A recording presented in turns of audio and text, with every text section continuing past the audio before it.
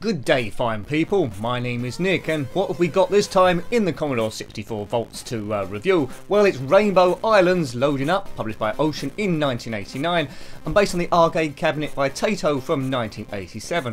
It was a sequel to Bubble Bobble, which we reviewed last week, but the gameplay is quite a bit different here. Essentially, you must play this character going up the screen and using rainbows. He must kill everyone, collect fruit, get to the top and get to the next level. The arcade game had 10 islands to navigate. This one has only got 7. I suppose it's the limitations of the 8-bit. But we've already reviewed this on the ZX Spectrum 128K and the Commodore Amiga, so if you want to look at those, then be my guest to see how these compare. So here's this guy here, and oh, this feels a little bit different to other versions. Music playing is somewhere over the rainbow, so yeah, don't expect great gameplay here. Expect rubbish gameplay, but at least we'll see how it works. Right, so I fire these rainbows, which I can get on top of, and I can also use to kill these things. Now, if you dawdle, so take too much time, you will the screen will fill up with water, so don't dawdle. Here we go. Oh man, I am so bad at this game. Now, this game is good. Despite my terrible gameplay, I won't mark it down for that. It does reward practice. I wasn't too hot on the other versions as well, but I was a little bit better than this. I'm finding it hard to judge the controls, although it is on joystick. Right, we got to the top. Well done, Nick, so it isn't a complete disaster. So I think you got the idea of this, haven't you? It's like an arcade platform game. Get to the top, kill everything, and don't get hit by stuff. And I've got hit by stuff and I'm dead. Did you have this one back in the day? Let me know. I think this is better than Bubble Bobble. Bubble Bobble 2 it's known as in some places. It's a quite good conversion of the arcade cabinet, one has to say. If you had this back in the day after playing it in the arcades, you would have been quite happy. More colour than the Spectrum version. Well, that might be a bit of a lie. They're different sorts of animals, really. Game over and I've died already. Good. So I'll have a few goes of this, but I won't kill myself playing it because I know I'm hopeless. Let's see if we can just get off level 2. Right. So we might be able to do the first few stages without using these rainbows at all. Jump, fire rainbows. You can also trap the enemy within a rainbow if you want. Oh, I tried to do that then, but anyway. Get extra points for collecting stars. As I say, collect as much fruit as you can. A quite cute game, this one. I think it would have split the crowd. You either love it or you hate it. I'm not big on platform games, but this is pretty good. I think when it comes to gaming, my favourites by far are racing games. But we have a look at everything. If it was a channel just on racing games, it get boring quite quickly. So we tend to mix it up. I try and show you as much as I can, and looks like I'm showing you lots of death scenes at the moment. Bomb, bomb, bomb, bomb, bomb, bomb. If you're looking for a good platform game on the Commodore 64, a good one that wasn't around for very long, but I have reviewed it, is the Great Giant Sisters. Also come out on the Commodore Amiga, but Nintendo thought it was too similar to Super Mario Brothers, so they stopped production of it essentially.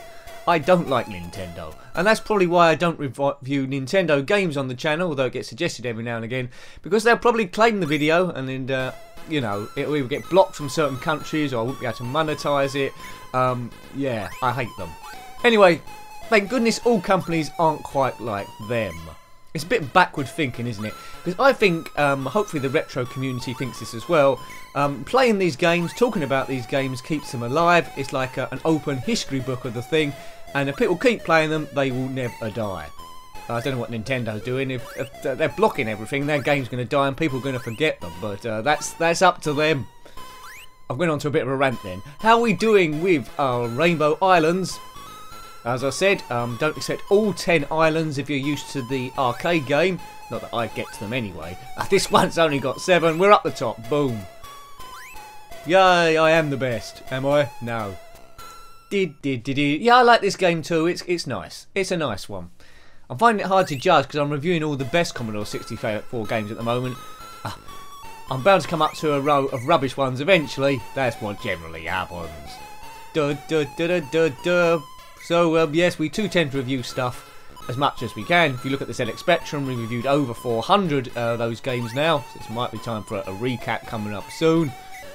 You do find a lot of curios, a lot of weird ones, but that's all I think the 8-bit era is about, which is unfortunately lacking in modern day gaming. You'll never get that ever again. Anyway, what a time to have lived through. But that doesn't mean to say, if you lived after the 80s, if you're born after the 80s or the 90s, you can get into it now, because they're still accessible. So hopefully these videos and ones put on by others gives you a chance to see them, to see if you want to track them down. Create new memories, that's what I say. And I've died quite quickly again. We can't leave it there because the review is too short. Taito's name is everywhere, let's go. Nice colours, nice sound, nice feeling. Once you get good at it, the game will get even better.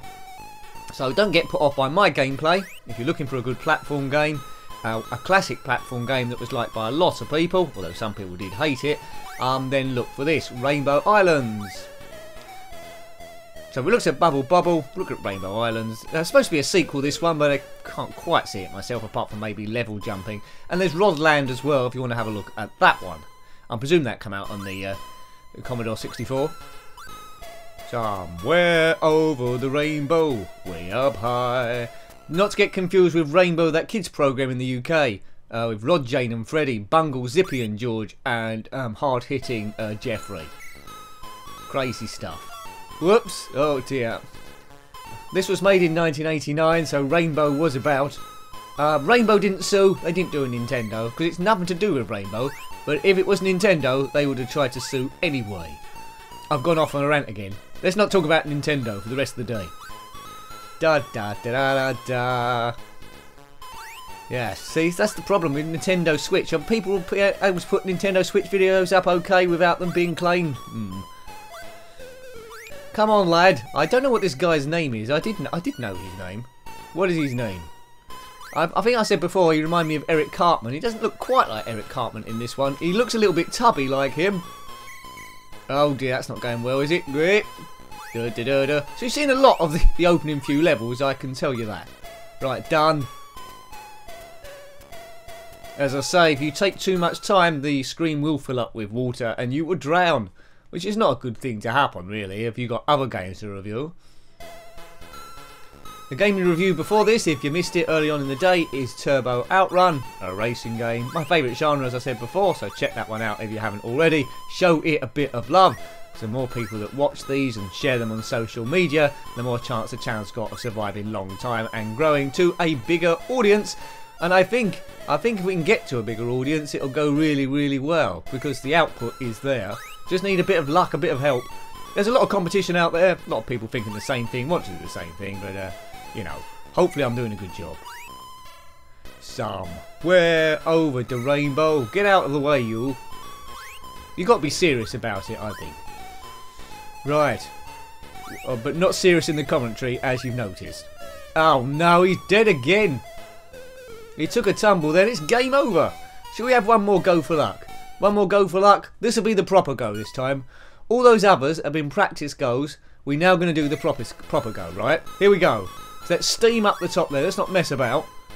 We're not hanging around this time. We're experts at this. Almost died then.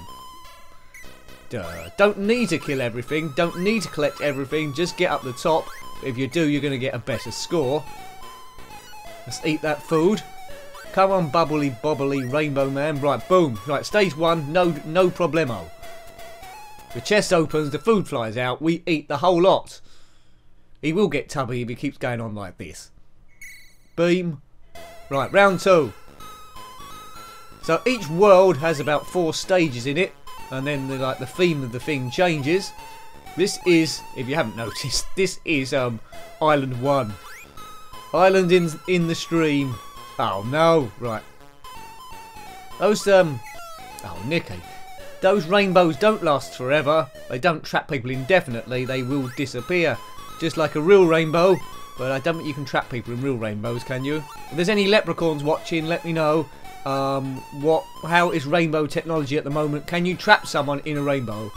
And if so, have you got any spare pots of gold that I could have? Which will help the channel immensely. Success! Successville! Da da dee ba doo boo. Are you liking this game? Did you have it back in the day? Did you complete it? How long did it take you to do? I like hearing about other people's memories of these games, because quite often someone owned it or played it a lot more than me, and it's good to get that feedback. It's not this channel works in a bit of an odd way. It's not all about one person chatting to you the whole time. I do like to create a bit of a forum, because we don't always agree. Some people have often got different information about certain things or other versions, and it's great. And it's all about learning, and I think that's what the retro community should be like.